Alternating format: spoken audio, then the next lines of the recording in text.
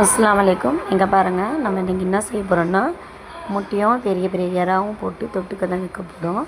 பாருங்கள், வெங்காயம் கட் பண்ணாதீங்க, சாப் பண்ணிக்கோங்க. இங்கே பார்த்திங்கன்னா தக்காளியும் இந்த மாதிரி சாப் பண்ணி வச்சுக்கோங்க.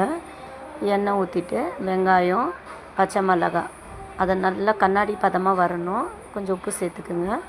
வதக்கிட்டு இஞ்சி பூண்டு பேஸ்ட்டு அதோட கொஞ்சம் கொத்தமல்லி போடுங்க. எப்போவுமே வந்து இஞ்சி பூண்டு பேஸ்ட்டுக்கு அப்புறமா கொத்தமல்லி போட்டிங்கன்னா நல்லா ஸ்மெல் வரும். அப்புறம் தக்காளி, மிளகாத்தூள், மஞ்சத்தூள் நல்லா போட்டு வதக்கிட்டு இந்த பார்த்திங்களா இறா இந்த மாதிரி க்ளீன் பண்ணிக்கணும். நல்லா பாருங்க, அந்த இறாவை ஃபுல்லாக போட்டுட்டு எப்போவுமே வந்து வெங்காயத்தில் வந்து இறா போடாதீங்க, லப்பர் மாதிரி ஆகிடும். மசாலாலாம் நல்லா இந்த மாதிரி பண்ணதுக்கப்புறமா தான் இறா போடணும். அப்போ தான் சாஃப்டாக இருக்கும் இறா. அது பார்த்திங்களா இந்த மாதிரி கிரேவியை நல்லா திக்காக பண்ணிவிட்டு கொஞ்சோண்டு தண்ணி ஊற்றணும். அதிகமாக போடக்கூடாது, ஏன்னா இது நம்ம தொட்டுக்கல்ல செய்கிறோம். குழம்பா செய்கிறதா இருந்தால் கொஞ்சம் தண்ணி ஊற்றிக்கலாம், தேங்காய் கூட அரைச்சி போடலாம் குழம்புக்கு. இது வந்து நம்ம தொட்டு சாப்பிட்றதுக்கு தான் பண்ணிகிட்ருக்கோம். நீங்கள் இது கூட வந்து சப்பாத்தியும் செய்யலாம், பரோட்டா பொண்ணி செஞ்சு சாப்பிட்லாம், சாப்பாடு கூட செஞ்சு சாப்பிட்டா சூப்பராக இருக்கும். நான் 4 முட்டை போட்டிருக்கேன், ஏன்னா நாங்கள் எப்போவுமே 3 பேர்னால நான் 4 முட்டை போட்டிருக்கேன்.